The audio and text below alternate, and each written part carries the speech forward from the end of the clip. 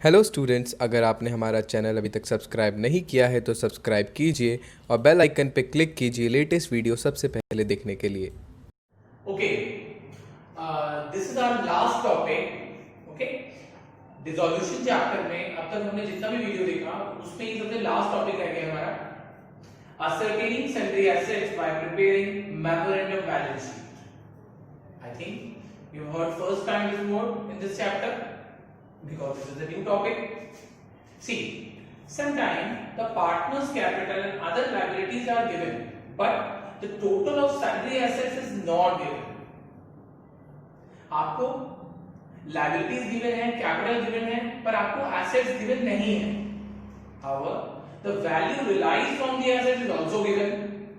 पर एसेट से कितना पैसा रियलाइज हुआ है ये भी आपको गिवन है, बट अल्टीमेटली आपके पास एसेट्स की वैल्यू कितनी है ये आपको गिवन नहीं है क्वेश्चन में। In such a case, sundry assets have to be ascertained.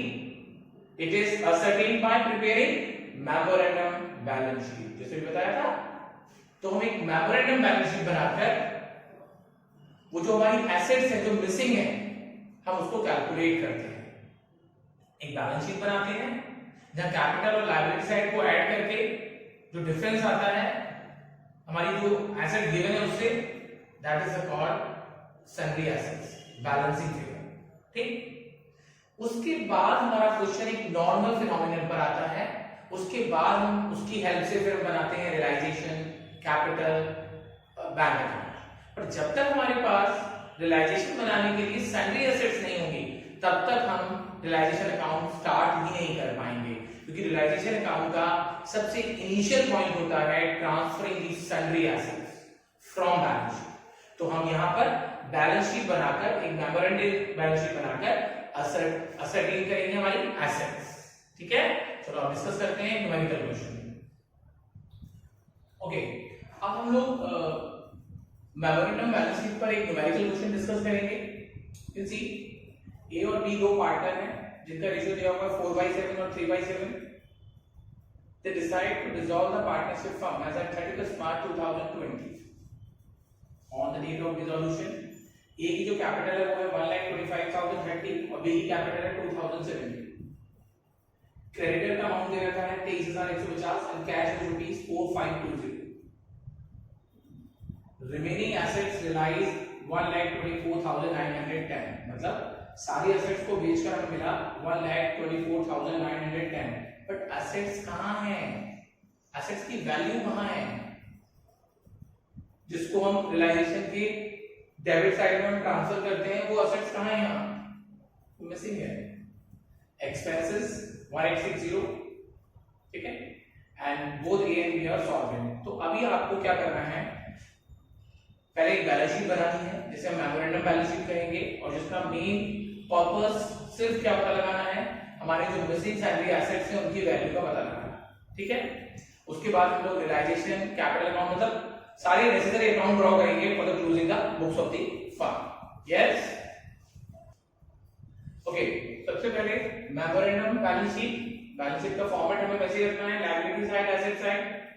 अब आपके पास जितनी भी इंफॉर्मेशन गिवन है इस पैराग्राफ में रिगार्डिंग अ बैलेंस शीट, आप उसको यहां फिल करेंगे। जैसे क्रेडिटर्स 23,150 के, capital of both the partners 1,25,030 और 2,070।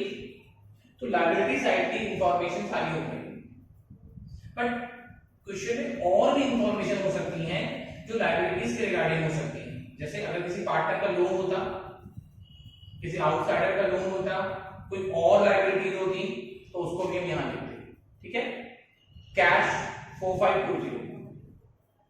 फिर हमने इसका टोटल किया, सेम टोटल रहेगा because liability equal to assets, उसमें से इसको लेस किया, ये डिफरेंस आ गया हमारा सन्ड्री एसेट्स।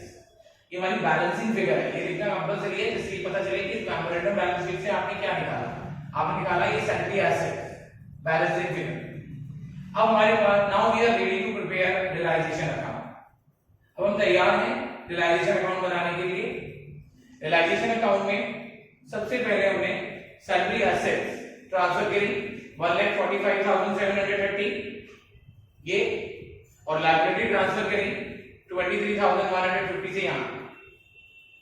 करेक्ट, फिर आपको इस पैराग्राफ में बताया गया है कि एसेट्स को बेचकर हमें टोटल कितना पैसा आता है 1,24,910।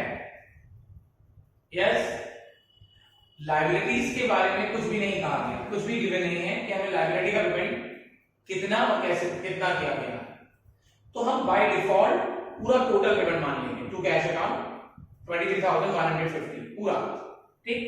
और एक एक्सपेंसेस के बारे में कहा गया है टू कैश अकाउंट 1860।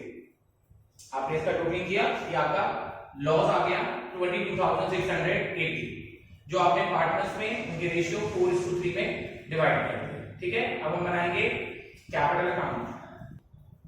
ओके, अब हम रियलाइजेशन के बाद बनाएंगे partners capital account. Okay, capital की बैलेंसेस हैं। सबसे पहले इनिशियली हम कैपिटल के बैलेंस लिखेंगे 1,25,050 और 2,070।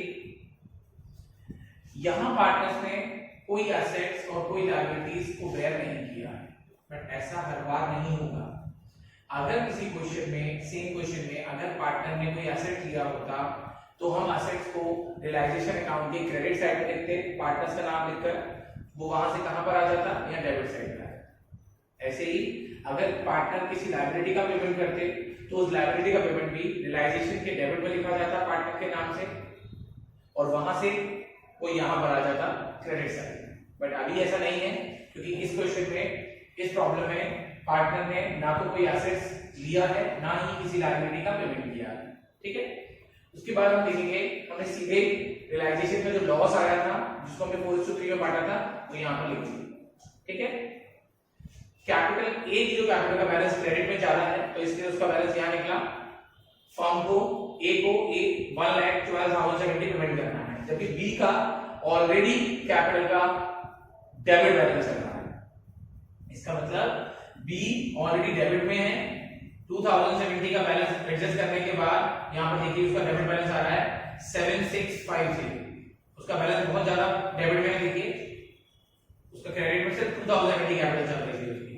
तो ये फर्म के लिए पैसे लेकर आएगा, क्योंकि दोनों ही सॉल्वेंट पार्टनर हैं, तो बी अपनी प्राइवेट एसेट्स को बेचकर ये 7,650 अरेंज करेगा, ठीक है।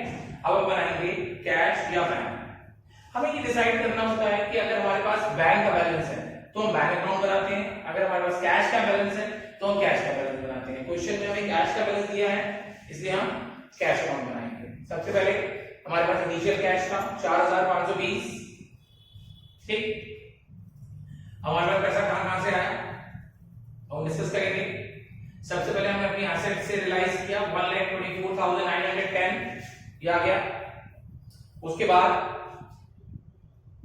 बी एक पार्टनर था जिससे हमें 7,650 रुपए मिले हैं, तो फर्म के पास टोटल इतना पैसा आया, ठीक। अगर हम पेमेंट की बात करें तो हमने पेमेंट किया क्रेडिटर्स को 23,150, एक्सपेंसेस को 1,860, उसके बाद फाइनली जो ए को हमें पेमेंट करना था 1,12,070, वो हमने पेमेंट कर दिया। दोनों का अमाउंट सेम आ गया, ठीक है।